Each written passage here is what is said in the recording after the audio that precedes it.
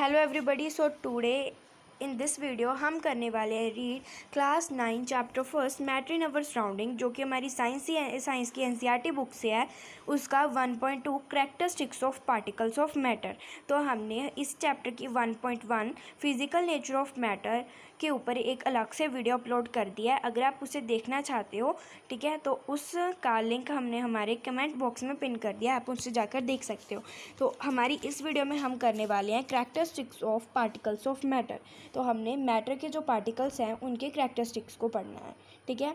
तो 1.2.1 में हम रीड करने वाले हैं particles of matter have space between them, की जो मैटर के पार्टिकल्स होते हैं उनमें क्या होती है, स्पेस होती है। तो in activities 1.1 and 1.2 we saw that particles of sugar, salt, Dettol or permanganate got every evenly distributed in water। तो हमने जो 1.1 और 1.2 दो एक्टिविटीज़ की थी, उन्होंने उसमें हमने वाटर में क्या क्या चीज़ें डाली थी, sugar, salt, Dettol and potassium permanganate.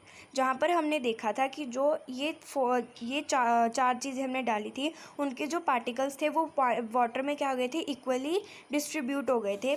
उसी प्रकार similarly when we make tea और कॉफ़ी, जब हम कॉफ़ी या फिर टी बनाते हैं या फिर नींबू पानी मतलब लेमनेड बनाते हैं, particle of one type of matter get into the space between particle of the another matter.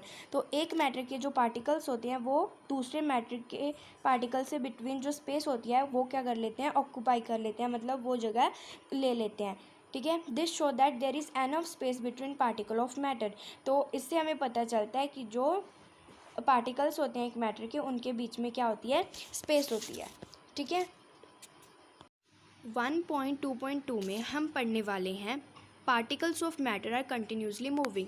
तो हमने पहले पढ़ा कि जो पार्टिकल्स होते हैं मैटर के वो क्या होते हैं, उनके बिटवीन स्पेस होती है। अब हम पढ़ेंगे कि जो मैटर के पार्टिकल्स होते हैं वो कंटिन्यूसली क्या करते रहते हैं, मूव करते रहते हैं। इसके लिए हम क्या करेंगे, एक्टिविटीज़ को परफॉर्म करेंगे। तो 1.3 एक्टिविटी में हम क्या करने वाले हैं, आपने क्या करना है, अपनी क्लास के एक कॉर्नर के ऊपर एक इंसेंस स्टिक लगा देनी है। इंसेंस स्टिक क्या होती है, अगरबत्ती लगा देनी है। How close do you have to go near it so as to get it smell. तो अगर आप उसे उसकी स्मेल के लिए आप उसके बहुत नज़दीक जाओगे, लेकिन जब आप क्या करोगे, उस इंसेंस स्टिक को लाइट मतलब उसे जला दोगे, तो क्या होगा, तो चाहे आप दूर do you get the smell sitting at distance, क्या आप अगर दूर डिस्टेंस पे बैठ जाओगे तो भी आपके पास स्मेल आएगी। तो आपने क्या करना है, अपनी ऑब्जर्वेशंस को रिकॉर्ड करना है। तो जैसे अगर अगरबत्ती एक कॉर्नर पे चल रही है, अगर आप दूसरे कॉर्नर पे बैठोगे तो आपके पास क्या होगी, स्मेल आएगी, ठीक है। तो ये क्यों आएगी, ये हम सबसे लास्ट में पढ़ेंगे। पहले हम क्या करेंगे, एक्टिविटीज़ परफॉर्म करेंगे। एक्टिविटी 1.4 में हम क्या करने वाले हैं, यहाँ पर आपने क्या लेना है, दो ग्लास या फिर दो बीकर को वाटर के साथ फिल कर लेना है। आपने क्या करना है, एक में ब्लू और रेड इंक डाल देनी है, ठीक है, और पहले बीकर में, और दूसरे बीकर में आपने क्या डाल देना है, एक हनी डाल देनी है। अगर आप उन्हें एक कॉर्नर में अनडिस्टर्बेबल रख लोगे, मतलब उन्हें अपने डिस्टर्ब नहीं करना है, तो अपनी ऑब्जर्वेशंस को रिकॉर्ड करोगे। कहते आपने ये रिकॉर्ड करना है कि जो इंक की ड्रॉप होगी वो इमीडिएटली अब जब आप उसे ऑब्ज़र्व करोगे तो वो इमीडिएटली वाटर में ऐड हो जाएगी। तो आपको ये ऑब्ज़र्व करना है कि जो हनी की ड्रॉप डाली है आपने, ठीक है, वो इमीडिएटली ऐड हो जाएगी या फिर नहीं। हाउ मेनी आवर्स और days does it take for the colour of ink to spread evenly through the water, और कितने घंटे या फिर कितना टाइम लगेगा किसको, वाटर में इंक को स्प्रेड होने के लिए। तो आपने अपनी ऑब्जर्वेशंस को रिकॉर्ड करना है। तो इस एक्टिविटी में क्या होगा कि जो इंक की ड्रॉप होगी वो इमीडिएटली क्या हो जाएगी, ऐड हो जाएगी, लेकिन जो हनी की ड्रॉप होगी वो इमीडिएटली ऐड नहीं होगी, ठीक है। ऐड तो वो भी होगी लेकिन इमीडिएटली ऐड नहीं होगी। एक्टिविटी 1.5, तो इसमें आपने क्या करना है कि drop a crystal of copper sulphate और potassium permanganate into glass of hot water and other containing cold water. Do not state the solution, allow the crystals to settle at the bottom. तो आपने दो glass लेने हैं, एक में hot water एक में cold water.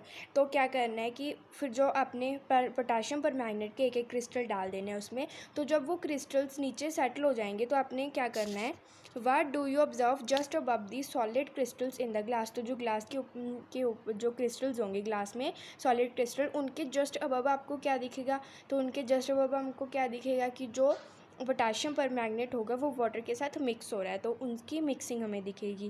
What happen as time passes, जब थोड़ा सा टाइम गुजर जाएगा तो आपको क्या होगा, तो जो पूरा वाटर है वो क्या हो जाएगा, रेड कलर का हो जाएगा, क्योंकि पोटाशियम परमैंगनेट उसके पूरे वाटर में क्या हो जाएगा, मिक्स हो जाएगा uniformly. Okay, what does this suggest about the particle of solid and liquid. ठीक है, उसके बाद है हमारे पास does the rate of mixing change with temperature, why and how. तो जो हमारा रेट ऑफ चेंज होगा, मतलब रेट ऑफ मिक्सिंग होगा, मिक्सिंग होने का जो रेट होगा वो टेम्परेचर के चेंज के साथ चेंज होगा या नहीं होगा। अगर क्यों होगा तो कैसे होगा, तो हाँ, जो हमारा टेम्परेचर के चेंज होने से हमारा रेट ऑफ मिक्सिंग है वो चेंज होगा। तो ऊपर की अबव 3 एक्टिविटी से हमें क्या पता चलता है, इसमें हमें पता चलता है कि particles of metal are continuously moving, that is they possess what we call the kinetic energy. जो पार्टिकल्स होते हैं मैटर के वो कंटिन्यूली मूव करते रहते हैं, जिसके कारण वो किनेटिक एनर्जी प्रोड्यूस करते हैं। जैसे जैसे टेम्परेचर राइज होगा तो जो पार्टिकल्स होंगे वो और ज़्यादा जल्दी मूव करेंगे।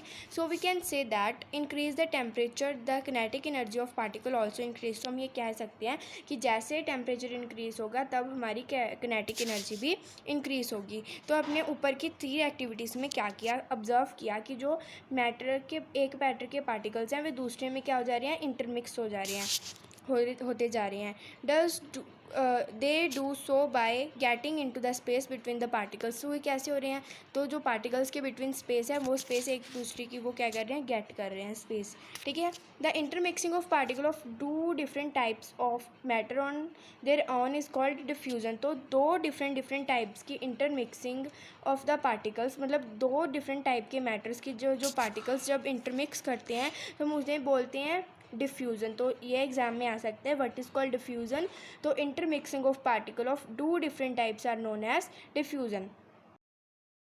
1.2.3 है particles of matter attract each other. तो अब हम इसमें पढ़ने वाले हैं कि जो मैटर के पार्टिकल्स हैं वो एक दूसरे को अट्रैक्ट करते हैं।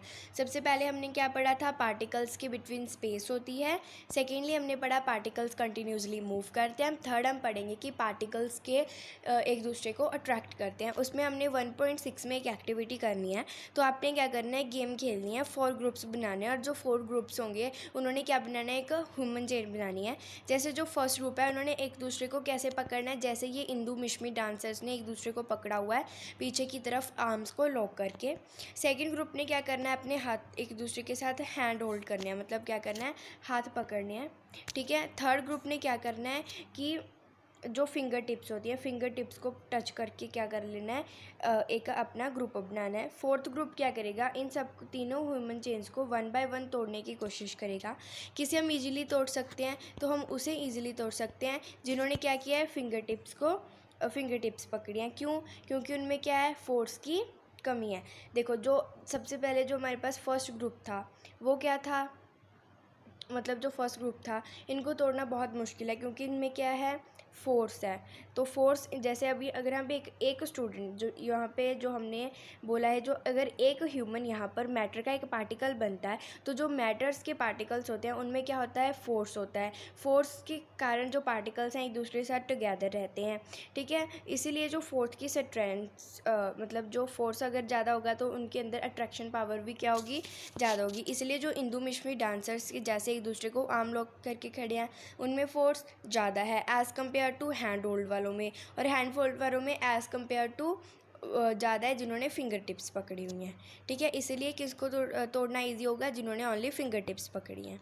ठीक है, इफ़ वी कंसिडर्ड तो ये तो वही हो गया कि मैक्सिमम फोर्स किस में है, अगर हम ईच स्टूडेंट को एक मैटर के पार्टिकल्स के जैसे कंसिडर करें तो ईच जो मतलब ईच स्टूडेंट के में अगर हम पार्टिकल्स को वो पार्टिकल्स ईच स्टूडेंट को अगर हम कंसीडर करेंगे पार्टिकल की तरह, तो मैक्सिमम फोर्स किन में है, फर्स्ट ग्रुप में है। ठीक है, अगर अब यहाँ पर हमारे पास एक्टिविटी नंबर 1.7 है, जिसमें हमने क्या करना है, take an iron nail, a piece of chalk and rubber band. आपने एक आयरन नेल लेनी है, एक चॉक का पीस लेना और एक रबर बैंड लेना है। तो अब उन्हें हैम करके, कट करके, उसे ट्रैच करके तोड़ने फोड़ने की कोशिश करनी है।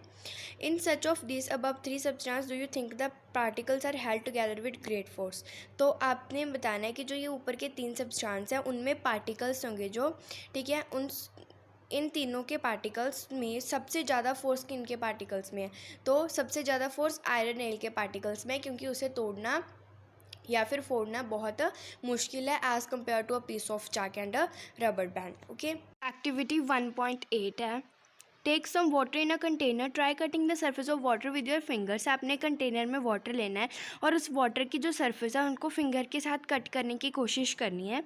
Were you able to cut the surface of water, क्या आप उस पानी की सरफेस को कट कर पाओगे? नहीं, बिल्कुल भी नहीं कर पाओगे। What could be the reason behind the surface of water remaining together, तो ये रीज़न क्या है कि जो वाटर है वो दोबारा से फिर वैसे ही हो जाता है। ये क्या रीज़न है इसका कि जो वाटर के पार्टिकल्स होते हैं वो एक दूसरे को क्या कर लेते हैं, अट्रैक्ट कर लेते हैं अपनी तरफ, जिसके साथ वो दोबारा से वैसे ही सेम पोजीशन में आ जाता है। ठीक है, मतलब वो उसकी सरफेस हम कट कर नहीं सकते। The above 3 activities 1.6, 1.7 and 1.8 suggest that particles of matter have force acting between them, कि जो मैटर के पार्टिकल्स हैं उनके अंदर क्या होता है, फोर्स होता है। मैटर के पार्टिकल्स के अंदर क्या होता है, फोर्स होता है। This force keeps the particle together, और यही फोर्स पार्टिकल्स को एक साथ जोड़ कर रखता है।